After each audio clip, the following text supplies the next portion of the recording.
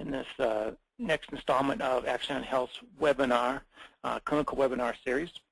I'm Jeff Cloutier, the Director of Marketing, and we're very happy to have with us here today Dr. Lee Newman. Good morning, Dr. Newman. Good morning. Dr. Newman is the Professor of Environmental and Occupational Health at the Colorado School of Public Health. He is also the Director of NIOSH's Mountain and Plains Education and Research Center. Additionally, Dr. Newman is Professor of Medicine in the School of Medicine at the University of Colorado. And last but not least, Dr. Newman is also the Chief Medical Information Officer at Action on Health, where I have the pleasure of working with Dr. Newman. So we have a lot of information to cover here today, so with no further ado, I'll hand it off to Dr. Newman. Thank you, Jeff, and also thank you to the folks at Action Health for hosting this educational session. What we're going to do today is address a very dynamic problem that we've got, and that has to do with the Ebola epidemic. And for those of you who were with me on my August 2014 webinar, you'll see how much has changed in just that period of time, and I'm sure many of you have experienced it. We're going to be talking about the implications of the Ebola epidemic from the occupational safety and health professionals' point of view.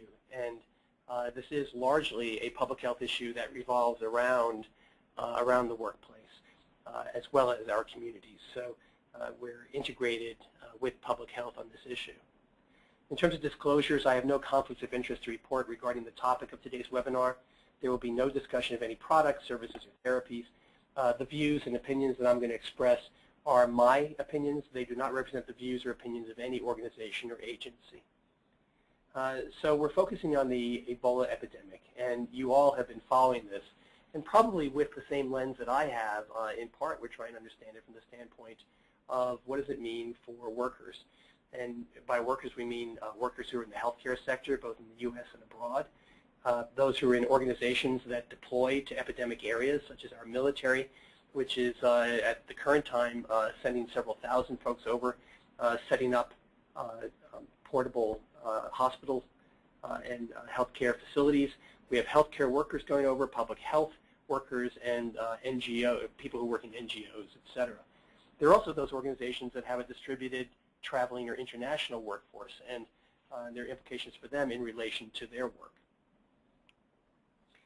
Just as a couple of quick examples of this to get us started, think about the healthcare workers in West Africa. This is an occupational health problem, and my friends at CDC and I agree that the focus that they've had going in has been trying to assist in a way that as we have folks going over there, that we are keeping them as best we can, as safe as we can. That being said, for the folks who are working over in Liberia, there have been problems with things like social upheaval, economic issues, and access to things like safety equipment. Then let's flip it over into the United States, and you're all fully aware of what's been going on with the secondary cases that have occurred in the U.S. And similarly, there have been secondary spread cases in Spain and now in Germany as of the time that I'm doing this webinar. For international organizations, think about ExxonMobil, which has been restricting travel, and that's having impact in terms of it conducting its work. So there are implications for a mobile and remotely deployed workforce for our larger global footprint companies. The airline industry is our front line for, as we'll talk about, for managing the spread of this epidemic. They are playing an important part, and they themselves as workers face certain challenges in terms of having adequate knowledge, having their concerns assuaged, having the equipment they need, and as recently as just last night, we now have Frontier Airlines and a screening going on in the Reno area, which I'm sure has had implications for the employees as well as for the passengers. So today's update, we're going to briefly run through the epidemic update. You all know this, so that we're going to buzz through. And throughout the talk, I'll be including some resources that can be used for tracking the developments in this emerging health crisis. we'll go over major issues and considerations, particularly from the standpoint of occupational safety and health. And I'm going to use a framework of the hierarchy of prevention. This will become clear in a moment why. It's a way that we use to organize our thinking around what are the different ways that we can intervene at lots of different levels to try to stem the tide of any kind of major hazardous exposure and minimize the risk to our employees. And there are a number of unique considerations for employees as opposed to the considerations for community members. Throughout this, I will cover some of the emerging guidance. That's a moving target, and some of the emerging best practices, also a moving target. So very quickly, I think you're all familiar with this, starting with an index case back in December, and then the evolution over the subsequent months through this year, leading to what we now have today, which is a situation that's gone from beyond Africa and now spread into Spain, and most recently Germany and the United States. This is a fateful and serious time for the world, and the questions that we have to face as occupational health and safety professionals engaged in this issue are how we're applying prevention principles to reduce Ebola risk, particularly for workers, and workers in turn as potential secondary sources of spread. We tend to think of this in two ways. We can think about it in terms of primary prevention strategies.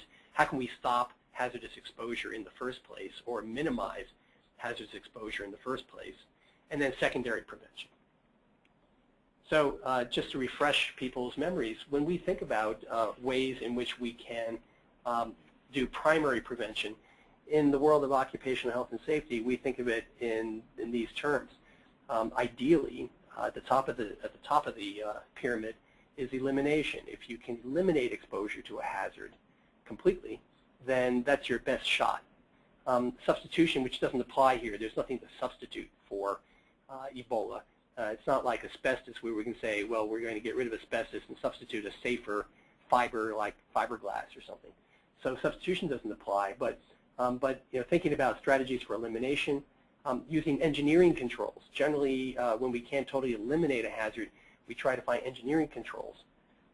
Next, we rely on administrative and policy changes that might mitigate risk. We turn to personal protective equipment really as a fallback position when none of the things above are going to work. It's not ideal, but it's what we fall back on, and clearly it's become the primary way to prevent the spread of Ebola to workers when you look in West Africa, and clearly is playing an important part in the U.S. and increasingly will. And then there's education and training, which is another critical piece of the pyramid, but is the hardest to do, the hardest to enforce, and yet has to be done because there are rights that workers have to be trained and educated, and in addition, a lot of the things above break down if the workers and the management are not engaged in helping to make sure that PPE is used correctly, that administrative and policy are being followed, that they don't subvert in some way the engineering controls, etc. So it's a package, and in most epidemics, as well as in any kind of hazardous workplace setting, you're going to apply as many of these strategies as you can, putting your greatest emphasis on the ones that just stand out as the ones that are going to be most helpful.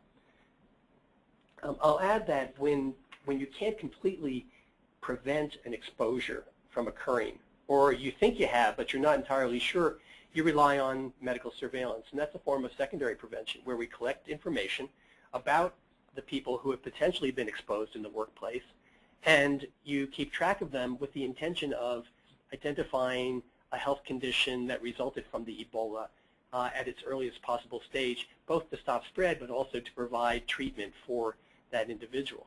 So it's part of the package of prevention and is definitely figuring in prominently as we address this epidemic, because we are having so much trouble using just primary prevention strategies to stop the spread. So that's our framework. We'll talk first about the efforts around the world tied to, and the things that we should be thinking about in occupational safety and health around elimination, if you will, eliminating exposure to Ebola. And I've already put an X through substitution. That's not relevant to this discussion. If you think about examples of elimination of hazard in West Africa, what are the steps that we as public health and occupational health professionals are taking? In West Africa, they're taking steps to disinfect.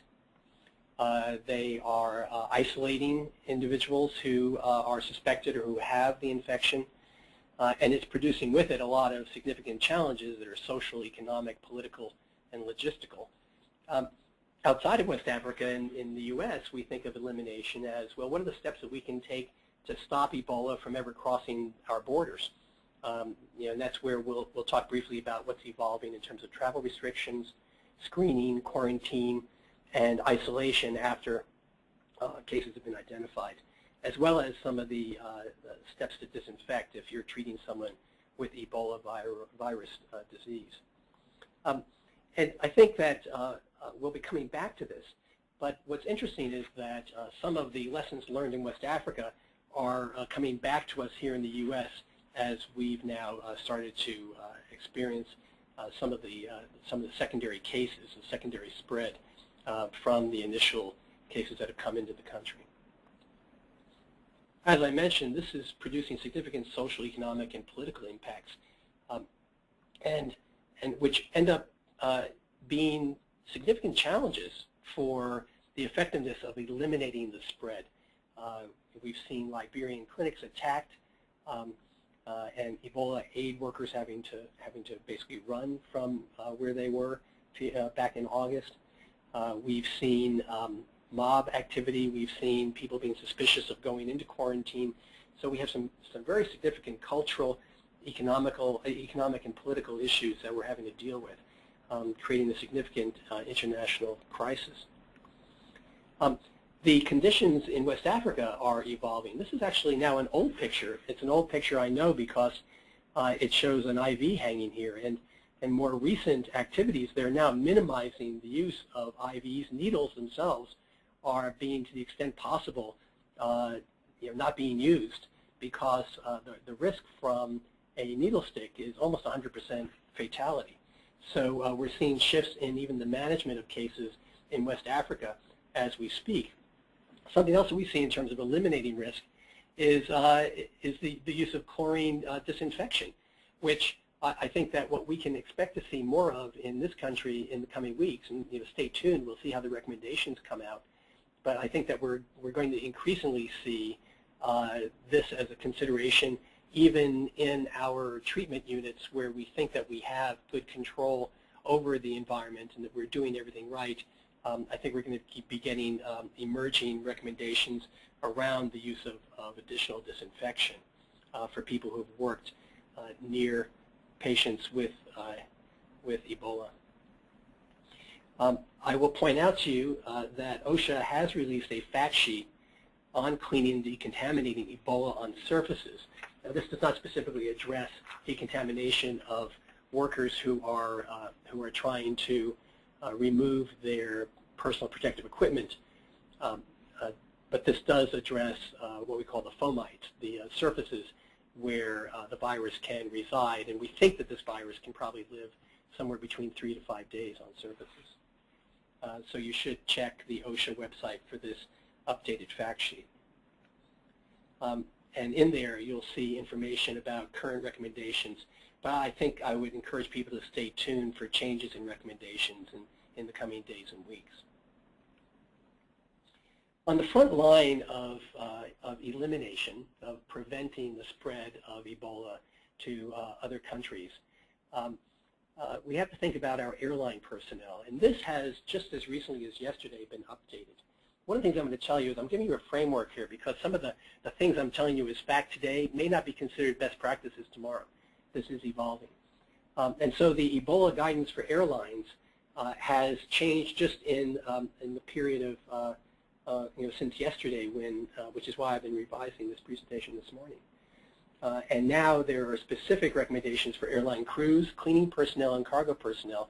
The CDC is now requesting airline crews to directly ask sick passengers if they've been in these countries in the last 21 days, and and basically screen them for the symptoms and then report it to the CDC. So you've got airport screening, you've got airport airline personnel, and all of that is intended to reduce the number of people who end up getting on a plane and landing in another country. There is education material for workers who are in the airline industry, and including pretty clear messaging around the symptomatology they should be looking for. Another aspect of elimination, of controlling the spread, is this whole issue, which is still very controversial and has become quite political, around travel restrictions. The views on this are evolving, and so I think, again, you should stay tuned.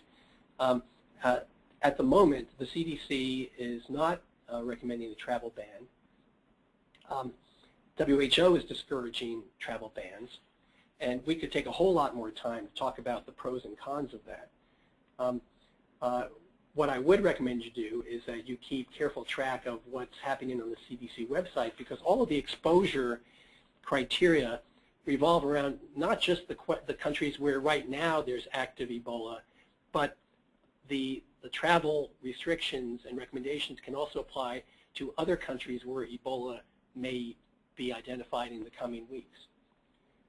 And so if you went to the Travelers Health site at CDC, this is not just for Ebola, but you can see the warning levels.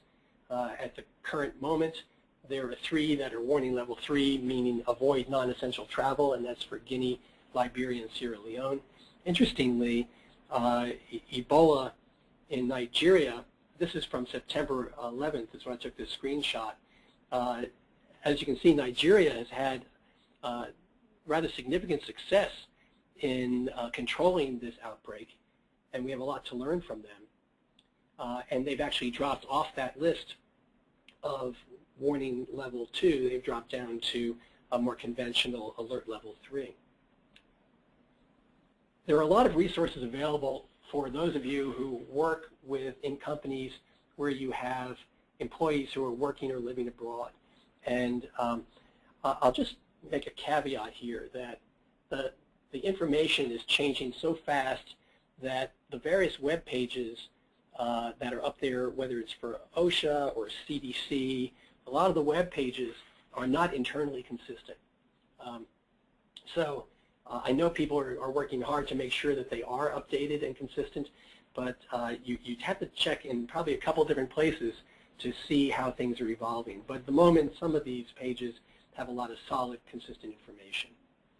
There's information for humanitarian workers as well, and so I do recommend that you refer your people here for that kind of information. There is good information for non-U.S. healthcare settings.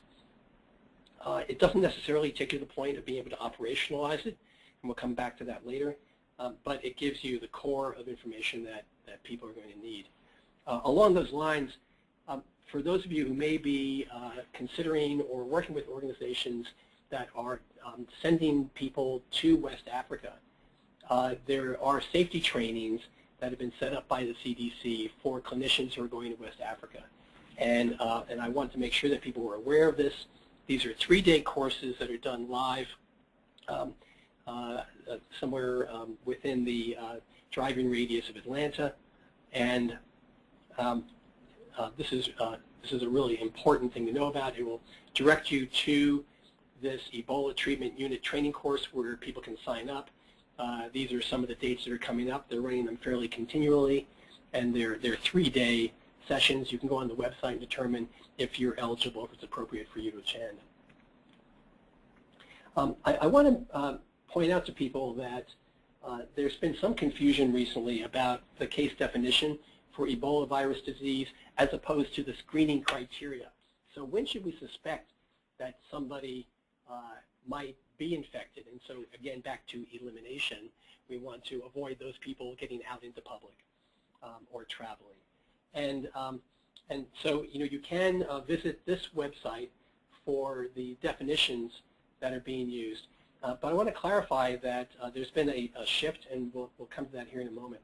So if you click into this, At the moment, the case definition for Ebola virus says the case definition requires a fever of 101.5 degrees Fahrenheit or 38.6 Celsius, 101.5. And initially, that was also the screening criteria.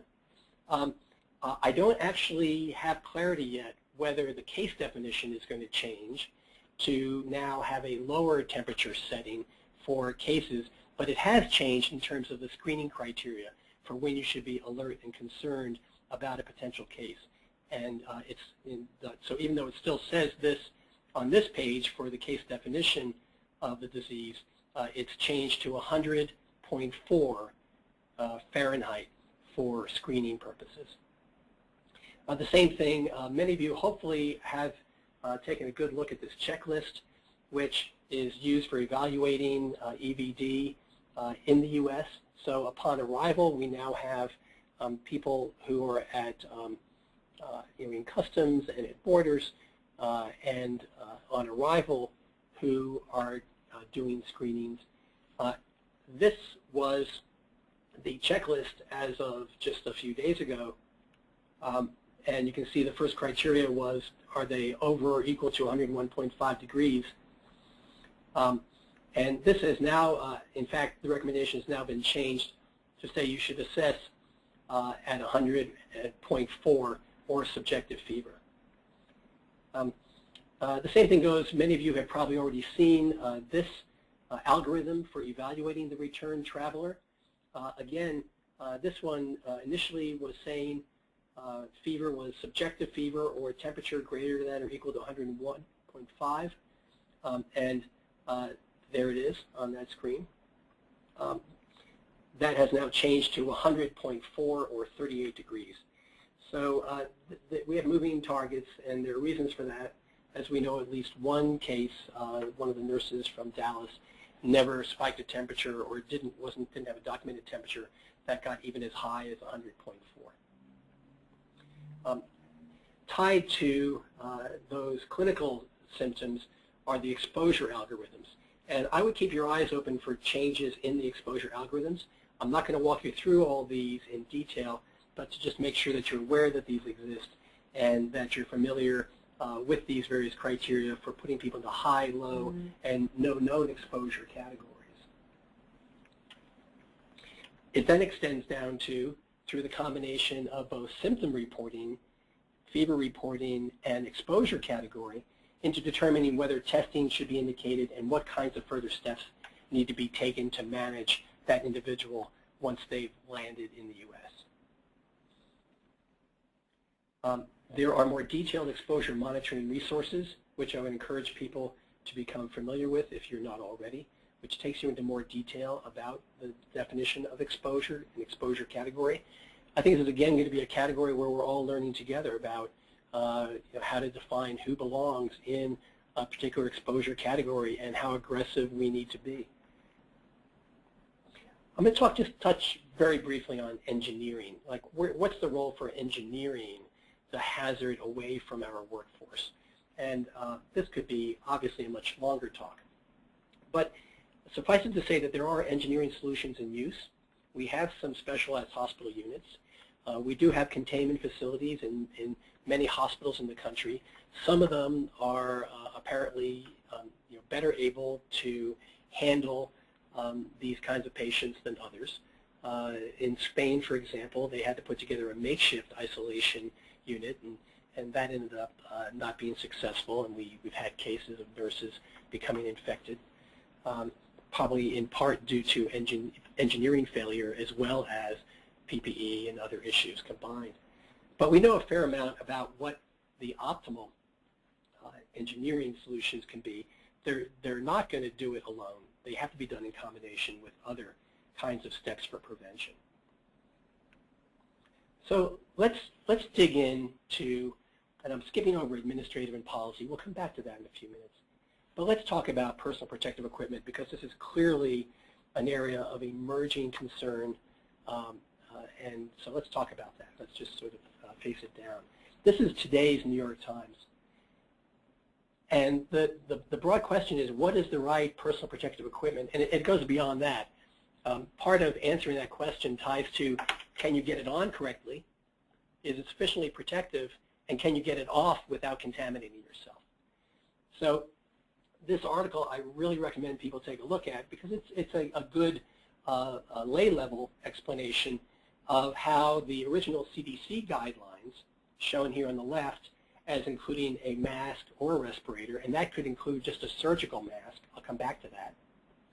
Goggles, safety glasses, or face shield, gloves, impermeable gown, as compared to North Shore Hospital in New York, and their level 2 suit, and then where they've now evolved, and I know many other organizations are evolving now, even while waiting for further guidance from CDC, to what's shown here at the right, which is the sealed hood, the use of either an N95 or a PAPR, a purified air or a powered air purifying respirator, bodysuit,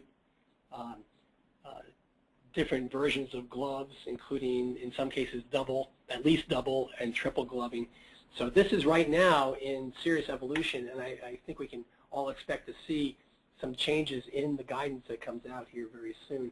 In the meantime, major healthcare organizations are taking it on themselves to take initiative to be more aggressive and raise the level of protective gear.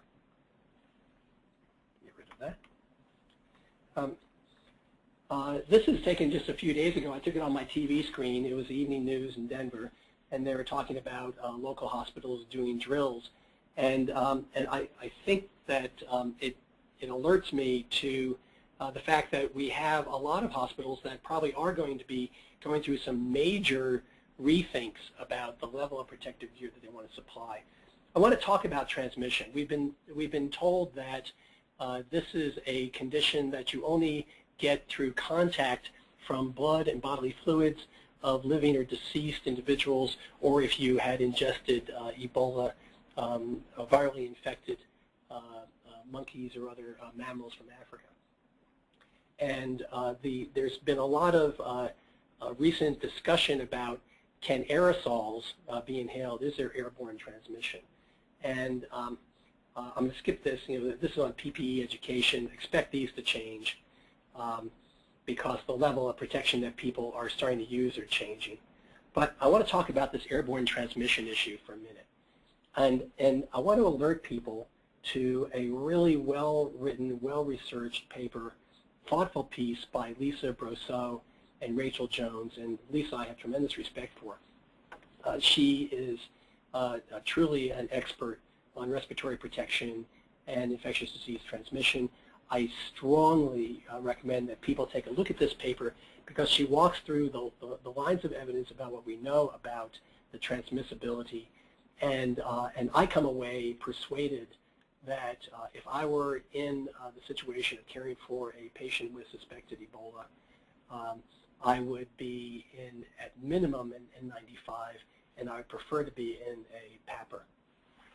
And I think that you're going to see increasing movement in that direction. So I'm not going to try to go through the rationale today, but hopefully I've left this up here long enough that you can go off and Google this and pull down this paper and read it for yourselves and form your own opinion. There's also this recent paper that I'll commend to you on respiratory protection for healthcare workers treating Ebola virus disease and asking the question about face masks. I'll just tell you flat out, I would not go into the situation wearing a surgical mask. There's a lot of other useful information out there to be aware of. So remember what I said earlier about specimen collection. A needle stick is very often a fatal event. We know that at the peak of infection, the number of viral particles in 1 cc of blood from a patient with Ebola is many orders of magnitude higher than the viral load you'd see compared to other bloodborne pathogens such as hepatitis. So there's just a lot more virus in in that cc of blood. So a lot of attention is being paid to how do we minimize needle use and how do we collect specimens in a way to minimize the spread of disease to healthcare workers. another important website for healthcare workers. I'm going to leave this up for a second. There are so many different places you can click and search. This is one that I particularly like that the CDC has stood up. You can see it cdc.gov/mobile/applications, etc.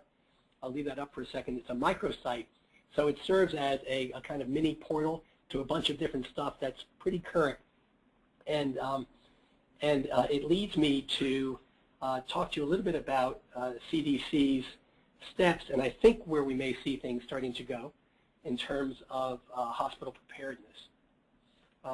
If you click here, you would end up coming to a fact sheet. It's a rather bland-looking two-page document, but it gives you an idea of where CDC says it's moving in terms of its engagement.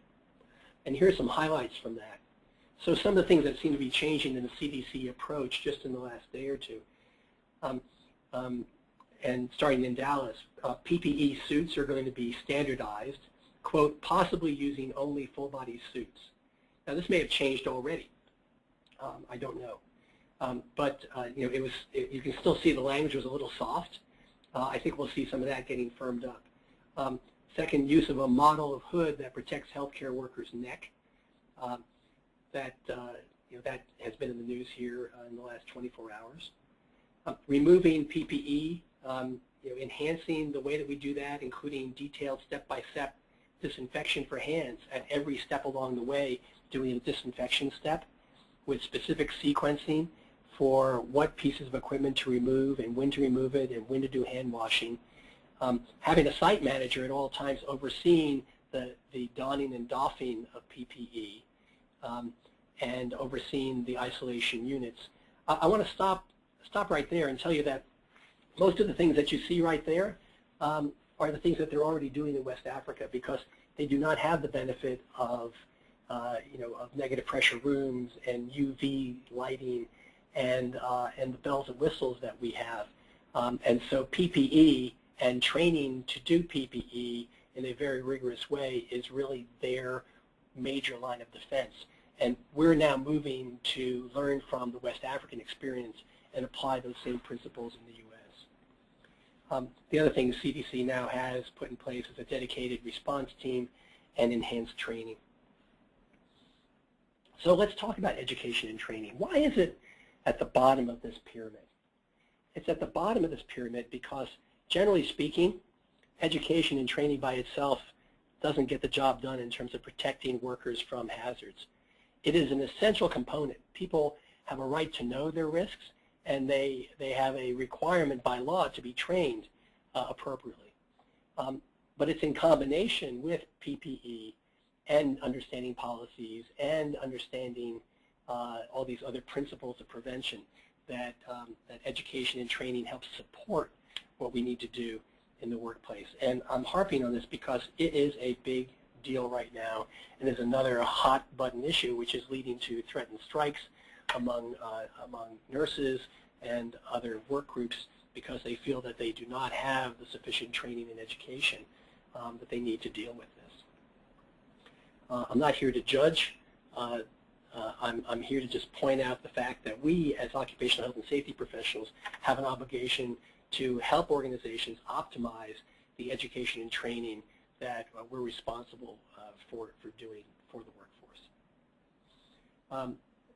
For healthcare workers in particular, there are many resources that can help with that education piece, including, let's not forget that we have EMS workers, we have people who are removing medical waste, which is contaminated. There are many, there are mortuary workers. You can find now information and education and guidance for each of those categories of workers. Let's turn to administrative and policy issues, because it actually ties into how do these other preventive strategies get executed. And there are, for occupational safety and health, there are many administrative and policy issues that we're facing right now with this epidemic. And let me just list a few of them. And if you are in a position of working with your emergency response, emergency preparedness team, or if you're leading an employee health or occupational health service, or if you're responsible for people who are working overseas or who are working in the U.S. as healthcare workers or who are in other industries, far and away, probably the single most important thing to be preparing now is, if you haven't already, is to have a really solid communication plan. And we all know that that's bread and butter, and you're going to go, Lee, I know that, but what we're seeing unfold here by the hour is often, a lot of the concern, a lot of the overreaction that we see in the public stems from issues around communication. Other major administrative policy issues is to ensure that even in the face of this kind of a emergency, that compliance with OSHA standards and reporting requirements is a must. OSHA still applies, and I'm going to come back to that. One of the other significant policy issues that folks are facing right now is around when and how do you manage people's return to work. So looking at your return to work policies is something that if you haven't already considered it, you should be considering now.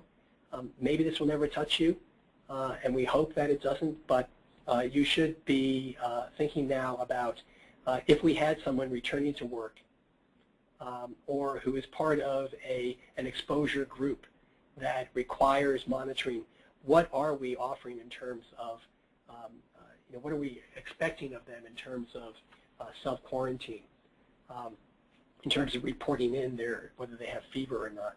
How are we managing that process? How are we communicating that process? When are we allowing people to return to work? Who do we exclude from work? And those right now, there are starting to be some emerging practices. I don't know if we're at the point of having best practices, but this is going to be an area that falls through the cracks, because among the questions that comes up is, who pays for it if I'm sent home for 21 days because I had an exposure in my workplace? Who's paying for me being away from work, and how is that going to be handled? Travel policies. We know that various companies have imposed travel bans or have greatly restricted it, or that they have requirements now that employees who have traveled or been exposed to Ebola report in through occupational health. Well, that means the occupational health people need to have something in place to basically decide how they are going to determine whether someone can safely return to work and when. I'm not going to touch on it so much today, but down the road we're going to probably face some interesting questions and implications around workers' compensation and insurance. So I'm not going to touch on that because that probably could be a whole other exploration. But it has some overtones of the kinds of things that come into play when we think about other infectious diseases that can be acquired in the workplace. It's challenging to attribute something like influenza to a workplace exposure, but say a meningitis exposure or TB exposure that results in disease. In some ways, it's like those in terms of becoming a workers' comp issue. Along those lines, I'll just remind people that starting in January, even one day of hospitalization will require, of a work-related illness will require reporting to OSHA under the new reporting standards. There are some other conditions that I want to make sure that as you're thinking about your policy issues and how you're managing your practice, that you've thought through ahead of time. How do you manage people, and how do you communicate to people who are gravely concerned because they've had potential exposure but do not have disease? How do you address stigmatization at the organizational level? Entire companies and organizations are becoming, in a way, stigmatized in society, and individual employees. I've already heard of instances where other employees don't want a particular employee to come back to work because they think that that person might have been exposed while they're traveling. That's largely a communication issue as well. Considering that down the road, if you have employees who are going into the epidemic, working in endemic areas, you're going to be facing people who have various downstream consequences. In addition to the risk of infection itself, there will be post-traumatic stress disorder. and other kinds of consequences for people who've worked under those conditions.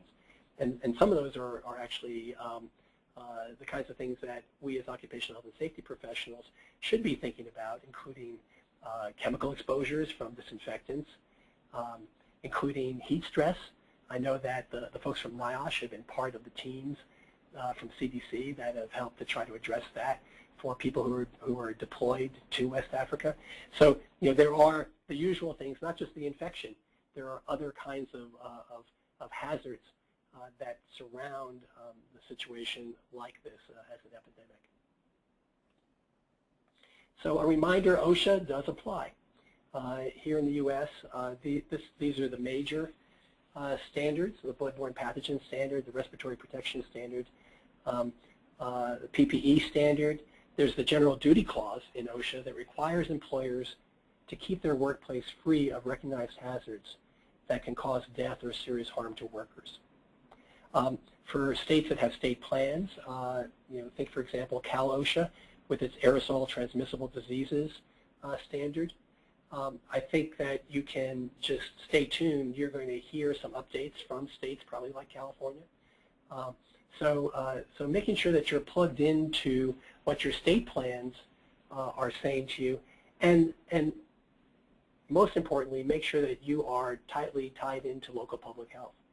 So the CDC provides guidance, but at the end of the day, local public health is your partner in addressing this at the local level. I'm not going to read this to you, but just reminders that under OSHA, there are a set of rights and duties and responsibilities of both workers and employees in the face of an Ebola outbreak, as with any other kind of hazardous workplace condition. We need to be collaborating with the health authorities to prevent and control these outbreaks. Healthcare employers will have the greatest responsibility in that area.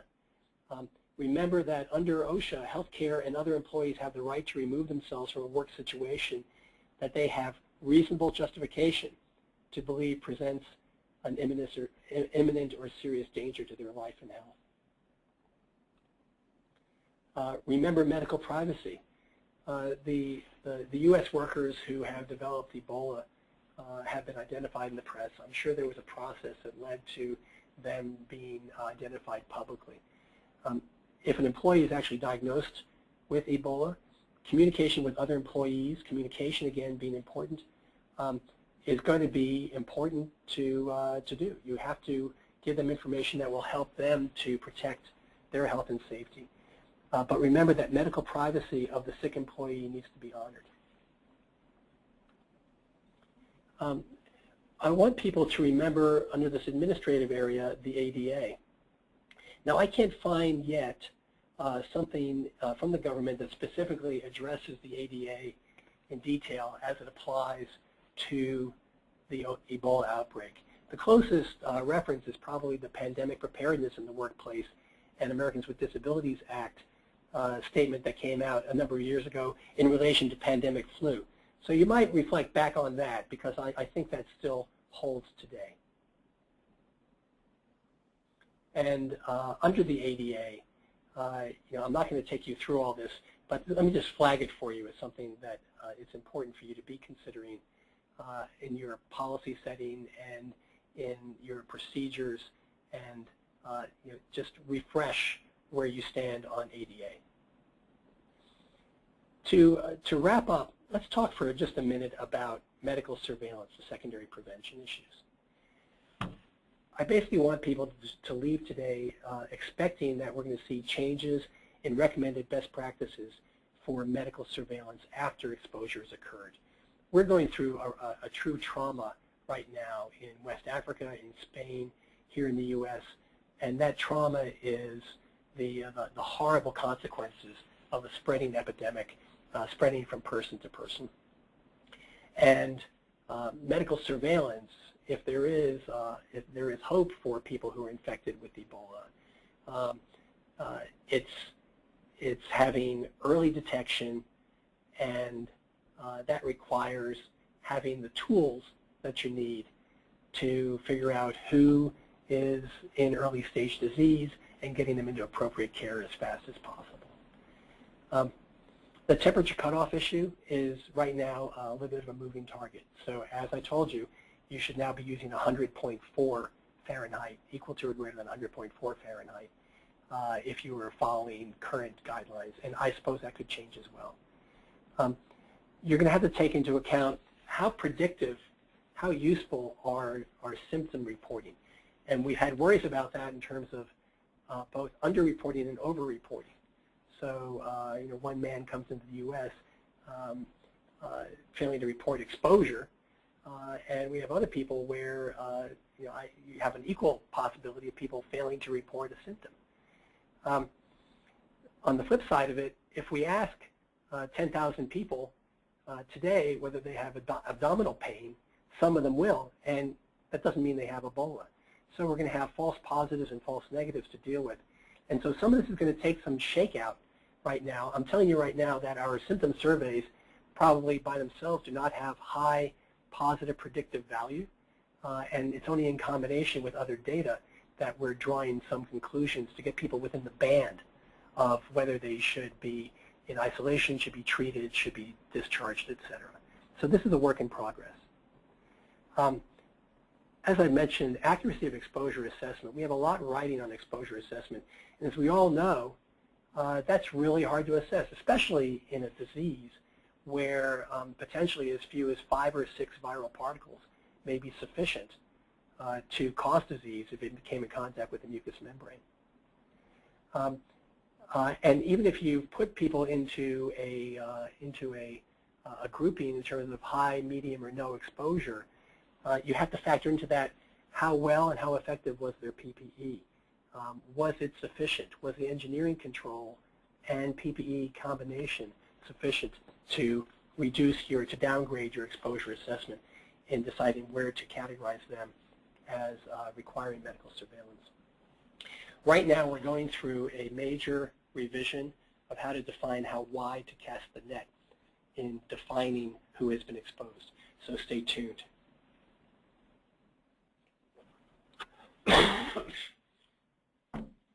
Excuse me.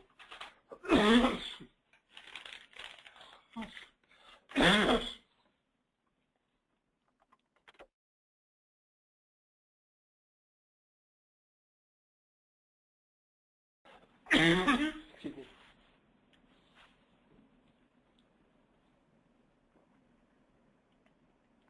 There are good toolkits out there. Here's one. Here's another.